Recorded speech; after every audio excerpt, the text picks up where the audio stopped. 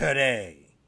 Today, we will take a brief pause from the current MMA action in order for us to visit the tip top of the heavyweight division. Four men that kind of seem to have the news circling and going about, and one man that really doesn't fit in this equation at all, but he there. And we're going to discuss what could possibly happen in the UFC's heavyweight division by the end of 2024 on today's episode of Matter of Fact MMA. What's up? What's happening? Let's go. What's up, guys? We right back at it. We right back with it. It's your boy Matt, and today we're going to be going over the top of the heavyweight division, specifically four fighters that are really moving the news right now, and one guy that's just caught up in the mix, right? We don't even really need him in there, but he's in there, and him being in there is kind of making people mad, and I get it. So let's start out.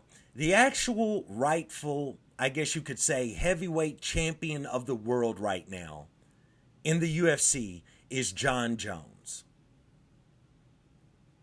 Now, I make that face because that's a little bit sus, because the interim heavyweight champion right now and the man that's willing to go out there and defend it against whoever is Tom Aspinall.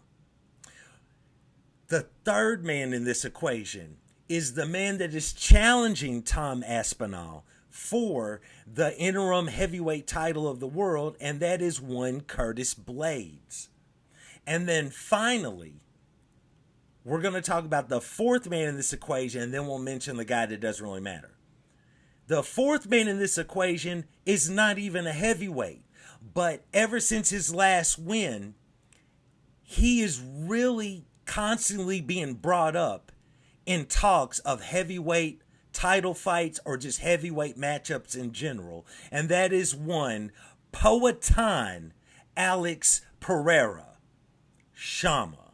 So, with that being said, and then the fifth guy is Stipe Miocic. And, shout out to Stipe, outstanding heavyweight champion in the UFC, but frankly, he doesn't belong in what I'm about to say. So, let's kick it off. What's going on with Jon Jones? Currently, right now, Jon Jones is set to fight at some point later this year against Stipe Miocic. This was a fight that was going to go down last November in Madison Square Gardens. Jon Jones tore his pectoral muscle, whatever. He was out of the fight. That was that. He's back now. And he is still wanting the fight with Stipe Miocic. Dana White seems to still be on board for this fight. Nobody else in the world wants this fight. That's how I say Stipe doesn't really matter, but he's in the equation. Even if he beats Jon Jones, he's going to get that feather in his cap, but he's not coming back and challenging for any belt anytime soon. I would hope not, but who knows? Nevertheless, I just don't even really want to talk about Stipe in this equation. So let's go back to Jon Jones. Jon Jones is setting out to step in the octagon with Stipe in order to finish this career of his, right? Right. Nevertheless, Tom Aspinall is the interim champion of the world, heavyweight champion, right? After he defeated Sergey Pavlovich, right? So with that being said, Tom Aspinall is willing to take on any and all comers.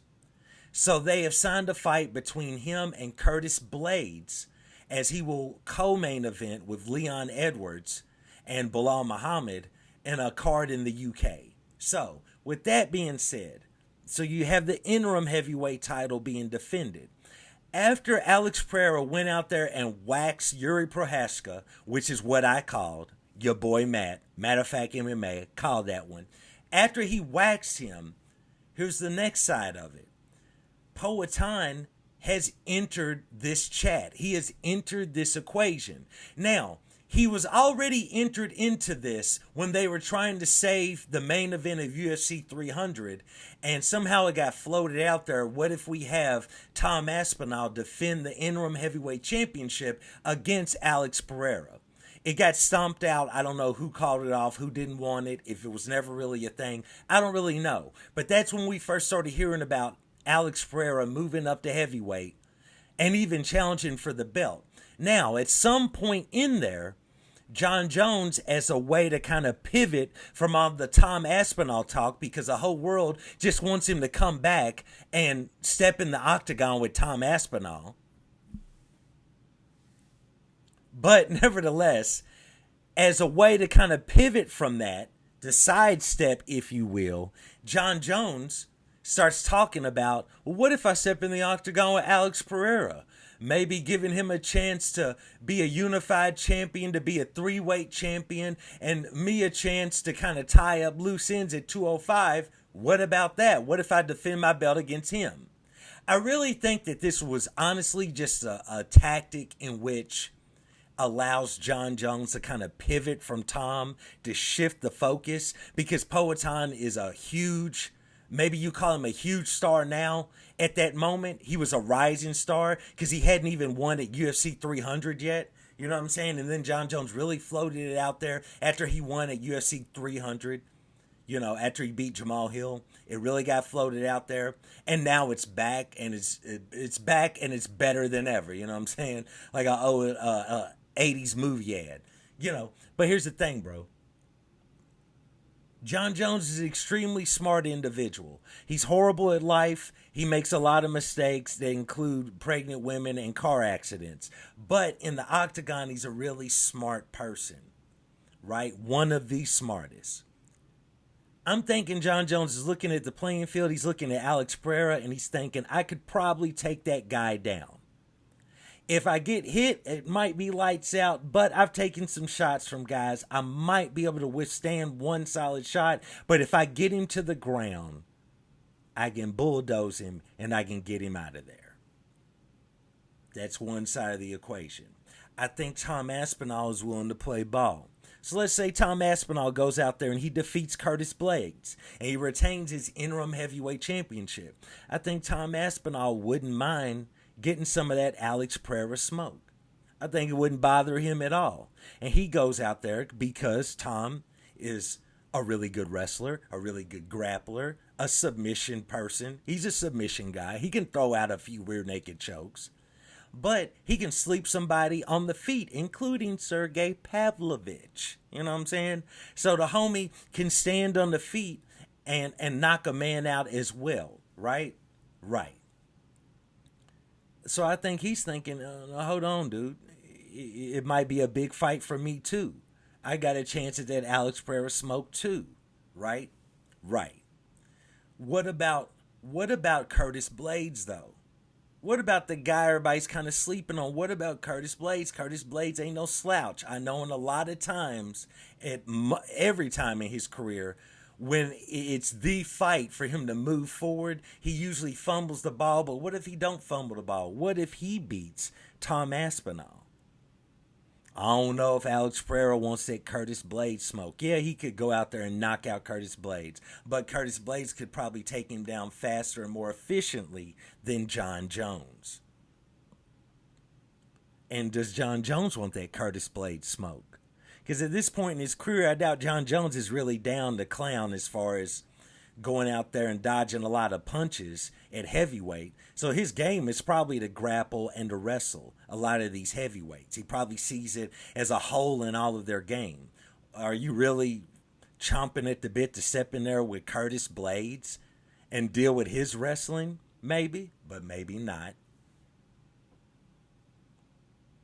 We all know where John stands about Tom. Even if Tom goes out there and waxes Curtis, I don't see Tom turning around being like, I don't see John turning around being like, I'll fight Tom now that he beat Curtis Blaydes. I'll fight him. I don't see that either. Now let's talk about Poatan. What if Poatan, let's look at this landscape. What if Poatan, in a way, we don't know what John Jones's chin is looking like at heavyweight.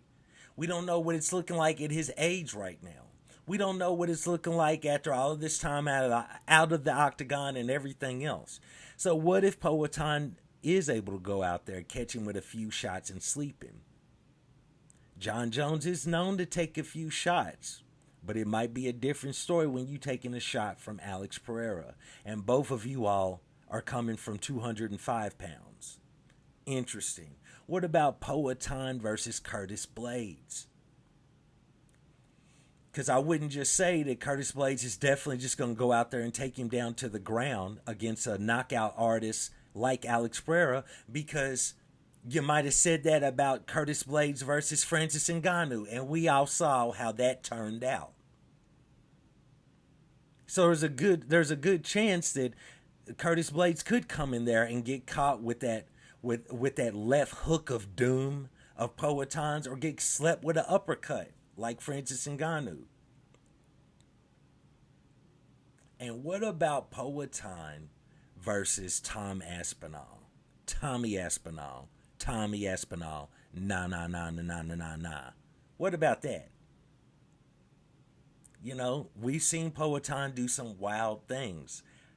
I ain't saying it's the best chance, because Tom Aspinall might be him. He might be that dude. You know what I'm saying? But I would say Poatan definitely got a chance. He definitely got a chance. You know what I'm saying?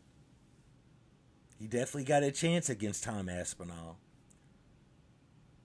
And like I mentioned earlier, I mean, Stipe, bro, if Stipe it barely somehow manages to defeat John Jones, because we don't know what's going to happen, frankly, but if Stipe somehow, and I never see it happen because he can barely walk. Stipe can barely walk. If you look at videos of him now, he can barely walk. If he goes out there and he defeats John Jones, that's his feather in the cap. Because, I mean, I just can't see a world. Even if he beats John Jones, I can't see him beating Tom Aspinall. Straight up. I wouldn't even favor him against Poatan. Maybe Curtis Blaydes. Maybe I could see him beating Curtis Blaydes. So he doesn't even count to me. I think once John beats him, whenever they finally do fight, that's the end of Stipe's career. Shout out to him. I always liked him, but I don't like what's going on right now. So, I don't know, man. It's just very interesting. All of these are thoughts, you know what I'm saying, on this little incoherent rant about the heavyweight division. The top, the tippy top. But it's just a little food for thought to, sprinkle on your plate, a little Salt Bay, and throw it on your plate, you know what I'm saying? But it could be very interesting by the end of 2024 to see how all this plays out. You know what I'm saying? I don't see the final fight of everything I just said playing out by the end of this year, but we should have a good idea of the trajectory. Tremendous word for a dude from Louisville, Kentucky, going into 2025. So we'll check it out. Again, I do want to thank you all for joining me for another episode of Matter of Fact MMA. And I'll check you next time. Peace.